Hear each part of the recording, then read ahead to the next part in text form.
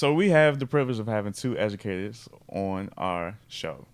And one question that we definitely want to address is, how does education affect America? Is education the key to making America great again? Yes. So it's interesting because I actually took a. You just got really excited. Right. No, I did because it's interesting. So I took Interesting.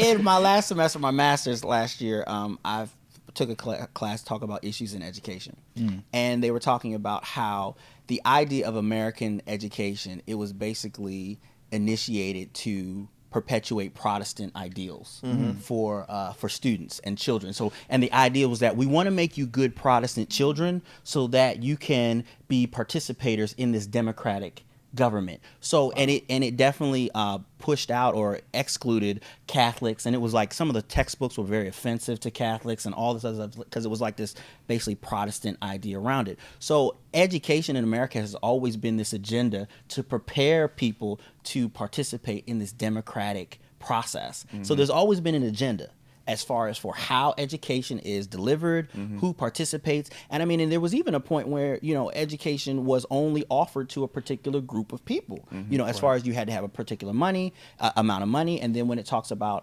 the color of your skin. And then even today, there are still differences in, black schools, white schools, Hispanic schools. No, there's about not, Ken. Really? We're all equal. Segregation is over. So when we Post-racial society.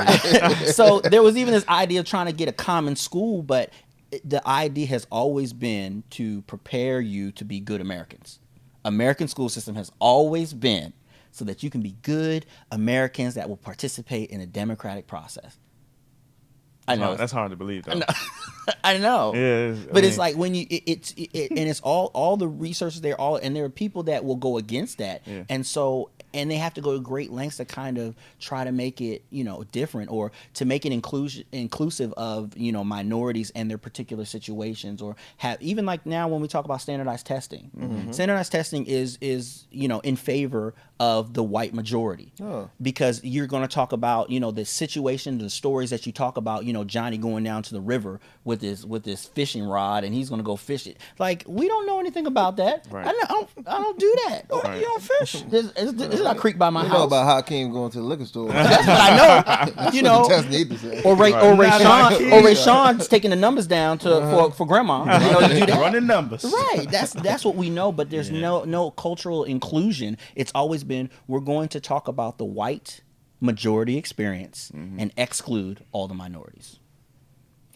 That's heavy. No, I'm just saying, before Really we heavy. start dismantling the school system and everything. There's value in it. The Yeah, education. please. No. I just want to say that as an educator, I've taught about 6 years. I've children's church, youth ministry, all that, and public school. It is the parents' responsibility to educate their child, not the school. So before we start talking about all this, I always hold parents accountable. Yes. Because when you look at the exceptional people in the world who we just like, wow, how'd you get where? It was always a parent. There was always somebody there to push them further beyond. What they learned in school was a foundation, but there was someone there to push them further. So it's always on the parent. But back to schools. Right. But, that really is a part of the education conversation, I think. Yeah. No, because people people expect us to. I'm gonna be your kid's father. I'm gonna teach him math. Right. I'm gonna be there for all his social. You're gonna discipline I'm him. a discipline without hitting him. If you send me a clown, I'm gonna send you a clown back home. But maybe he know what 2 + 2 Yeah, is. he Right. may. But the idea is that it was interesting because I was just talking to a friend last night about this, because she's actually deciding to homeschool her son because he's in kindergarten and she doesn't like the way that the school system is handling her son. So she's going to homeschool. And the idea is that, and I told her, I said, it really is about those supplemental services. The school system provides the standard of just like, here's the basics and everything like that. But it is the responsibility of the parents. Think about the scripture, one plants, one waters, but God gives the increase. I have to play my part into it. I can't expect the school system to deal with this, or a teacher like Jason. How many kids do you have in your classroom? 26. 26 kids. So if 10 of those kids are having bad days, the day is already difficult for Jason. 5 of them. So, but I want you to be engaged, and I want, hopefully, you come home, you may have 2-3 hours of homework, And it's just like you have to spend these supplemental times with your kid to make sure that they're getting the attention, because there's no way that a 1-to-26 ratio you're going to get the attention that you need, the nurturing that you need to actually be educated and understand all these topics. But parents just want to drop off and everything is good. Like, I'm just going to drop you off and you going to take care of it, right? You got it, Jason. But the problem is, going back to the system, I can't be there for my kid because I have to work 2 jobs just to make ends meet. That's so right. I mean, you can't really. It's really very difficult It to is. address the problem. But with school and just like going back into the curriculum and the standardized testing, yes, it is biased towards the rich white. It is.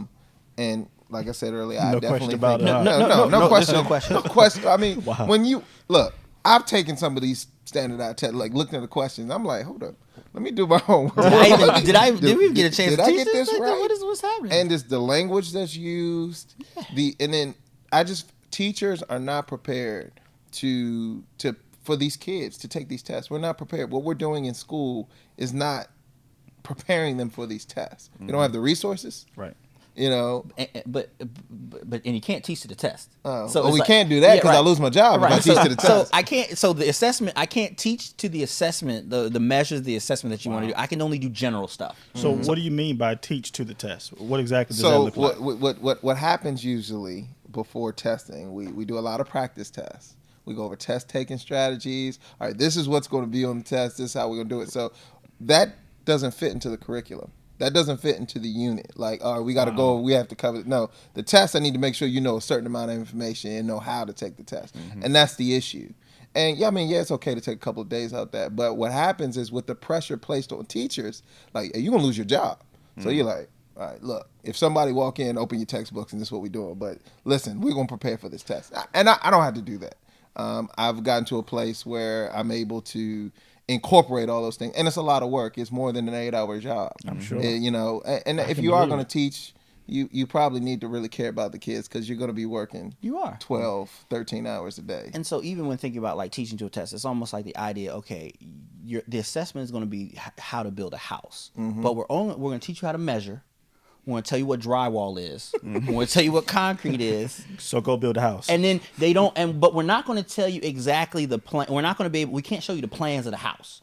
But we're going to tell you generally about all the things that go into making a house and how it should go. And some of the things we may not even be able to go in depth. So I might not actually tell you how to lay the studs, but you just need to know that studs need to be there.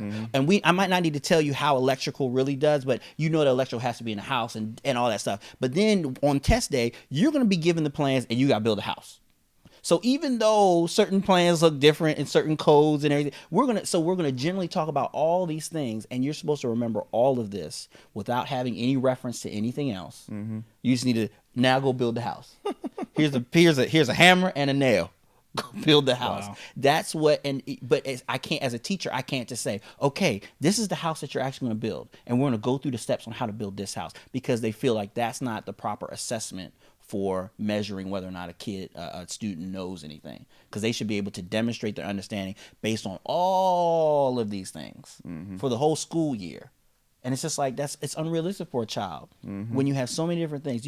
The lack of them being able to be a child, an appropriate age appropriate. It's horrible when you have elementary school kids getting 2 and 3 hours of homework. So it's crazy. Does Common Core fix any of those issues? It's like a band. It's reactive. Because the idea is that every state has their own, because you have federal standards and you have state standards. Right. So federal, you got to meet at least those standards, and sometimes federal standards are lesser than some of the state standards. Right. So, but the states can kind of choose whatever they want. And the discrepancy is that when you get kids in college, they come from different places. And it's like, hold on, you're from this state. And you're from this state. How come y'all don't know the same things? Yeah. How come more of your students are in remedial math and your students are better? So the idea is like, it's a good idea to kind of get everybody on one accord. But as far as the preparation for the teachers, you don't have it, because curriculum was still when it was being rolled out, it was still being written days before. Like days, they were literally like, so I got to teach on Monday. Wow. Y'all just sending me the plans for the curriculum like Friday night. Wow. Because it You would think wasn't. that's something that would be done a year in advance. Yeah, no, You no, no, know? no. We gotta roll it It's just out. the children we're Right, talking yeah. about. We don't have to worry about and that. then even the children's performance on the test is now tied to funding for the school, promotion for the teachers. If I have a job. Right. If I even have a job, so I could be fired. Wow. So it's to me, it seems like that education is kind of being put on the back burner. It's like kind of in the sense where because something that you have priority on, I'm gonna make sure that people are prepared for it and they're have information in advance. I'm gonna make sure there's money allocated. to it. Because it means a lot. I have to have priorities. Yeah, I should have priorities. When you think about you got to remember, and this is what I've said a couple times. It's about protecting the system that they have in place. So if you want to keep people in a certain place, you have to limit what they know. And so that's why I said that's why slaves weren't allowed to read. No. Right. I'm not. No, he a smart nigga. No, right. We do something with these smart niggas. Yeah. We know what to do with them. Right. just cut them out. Just cut them out. And I think it goes into when you were talking about Jason, when you were talking about the parents having to work multiple jobs and everything like that. That's even a huge thing when it comes to education, when it comes to your socioeconomic status. If I'm, Miss Jones and I live in the hood and I work 3 jobs and I got 2 kids and I'm on assistance, but I can't move out of my neighborhood.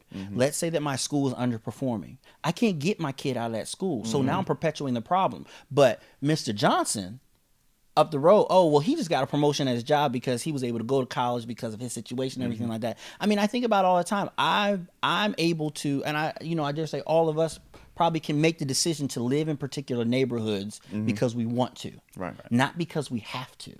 And even that goes into the problem as far as the education that's actually available to the students. Because if your socioeconomic status is not in a particular place, you're going to go in the projects. And it's one little corner, and all of you all are going into projects with these harsh conditions and these situations that are sometimes terrible, but you have to bring all that to your school system, and then you have a predominantly Black or predominantly Hispanic or non-English speaking community, but you still have to perform at the same standards that the white kids over here who got both parents dropping them off, got food at night, versus a kid who doesn't have breakfast, didn't have dinner last night, don't know where my mom is. My mom hasn't been home in 3 days. My older sister's been taking care of us, but that's just how it is sometimes. So does the rise of charter schools, does that contribute negatively or positively to how this whole thing operates?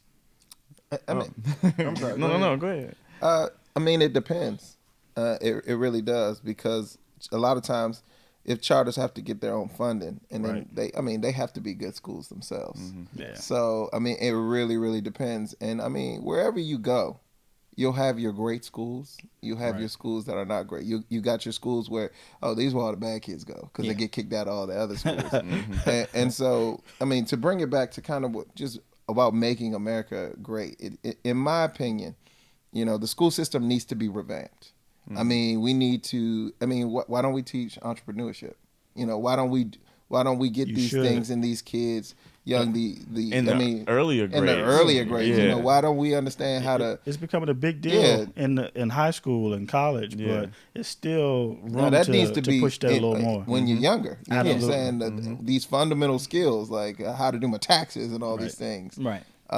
Because it goes back to, we want to keep a system. We want people to stay where they are. Right. And so if we're going to make America great, it's in my honest opinion that the school system has to give the knowledge to the people at an affordable price. Yeah. I've heard a lot of theories about, should we have to pay for college or should we not? Some countries don't. It's free. And I mean, those countries usually believe that their people are their greatest asset. But at the same time, we have to take responsibility for our own growth. Absolutely. We do. And so I think there should be some balance. I'm not asking to be president, so I'm not saying how we should do it. But there has to be some balance to it. I feel like Jason for school board. Right. Go ahead, Jason. I feel like a lot of this is kind of a, cut off your nose to spite your face kind of scenario. I mean, because, you would think in a perfect world, for my body to function properly, I want all of it to be whole, and all of it to be 100%. But in this case, whether it's a conspiracy or not, we do believe that, or can see the evidence of certain classes of people being held down because of knowledge. They don't want people to have certain knowledge that can overthrow the powers they have, the powers that be. and I just think that's something that creates failure. Yeah. But if I can operate at 75%, let's just run with it. We don't need to be 100%. We can function. We can function. Right. Function at 75%. So all these little things, it's like, oh yeah, this isn't right or this isn't right. That's their mindset. Even with business, it's like if we can get by on this, we're gonna go by. This is okay. So there's 25% of the people are kind of, yeah, that's kind of tough. But are we still able to do it? Yeah. Okay, well let's just. But is that great? No. I mean, no, it's not. And it's mediocrity, right? Yeah. It goes into the system, and like the idea about the charter schools. I think the charter schools, it's a solution. It can be a solution, but most of the studies have been that you don't really have any. It's not that big of a difference. It's not that big of a difference unless you go into one of those charter schools where it's just like, no, They got that money. You got money. You got Absolutely. funding. And it's totally invested in in the students. I mean, some of them are getting results where it's like 100% of them, 100% of the graduating seniors are getting into college. And it's great. Those are great things. But I think about it goes into the long term planning. I read an article just currently. They're talking about infrastructure in the United States. They said like 40. They said like there's like 40,000 dam systems in the country. To get them up to speed, they need like $3.3 trillion. And these are dams that hold back water that for different uses. And they said that because development has happened, you now have more of a danger because more houses are in the way of the dams. So the government's like, okay, you say you need 3.3 trillion. We might be able to give you like 2.3 billion, and that still won't cover all the needs. And I was talking to somebody. I said that's the idea of infrastructure. Even when you think about the roads and highways, we build all these things. We have these great things that we build, but we never think about how we're going to maintain these things. You mean we don't sit down and count the cost? No, why would you count the cost? Before you go to Because war? we can just print money. Exactly. And I think that's one of the things that this long, and I see it in my company, I see it in a lot of things, the long-term planning. Well, how is this going to affect, how are we going to continue at this rate for this long? Like you keep building developments, but you don't think about, oh, well, who's going to maintain these dams or these roads are getting overpopulated. You think about traffic on 495 nowadays. It's like, it's crazy. On any given day, there's going to be Sunday at 2:00 in the morning, there's traffic on 290. For me, 295. There's traffic. I'm like, why is that happening? But we never think about the long term. So how do we sustain education for long haul? How do we sustain our infrastructure that we're building? We're building these great things. But how are we gonna maintain the long run? Yeah. We don't ever think about that. And I think that's one of the challenges where it goes into putting the children first. It goes into making sure the family unit is whole. That's how you make America great. That's how you. If my mother and father right can support me, mother if father if something happens to them, Not in mother their, trying to tell us. male and female. if my parents. Just want to make that clear. He said my parents. If my parents can take care of me, if something happens to one of them, can my family still be together? Right. Is that a concern? If not, we're really running into this is going to be a perpetual problem if we can't. I mean, we know that the family unit that's the foundation of a successful country, successful anything. Your family's not together, it's not going to be good. Jesus Christ is the only suitable leader. If we're really going to make America great again, I mean, he's the only one capable of dealing with everyone, whether they believe in him or not. And so, I mean, whoever's president, they're not going to please everyone. And they're going to drop the ball when it comes to certain things, depending on your perspective. But I think kind of what you said earlier, that ability to compromise and that ability to really see what people need and do what's best for the people, considering the long haul. You know what I'm saying? Not this microwave generation where we just, let's take care right now. No, we need to think about America 50 years from now. We need to think about America 100 years from now. And we need to consider the people, the equal people, not just the rich people. And we also got to learn from lessons in the past. I mean, a lot of people like to write off the past and say, hey, I'm not going to do anything like my parents did or how they did it. I want to be different. I want to be a trendsetter, and that's something that we live in now, a world full of trendsetters, quote unquote, trendsetters.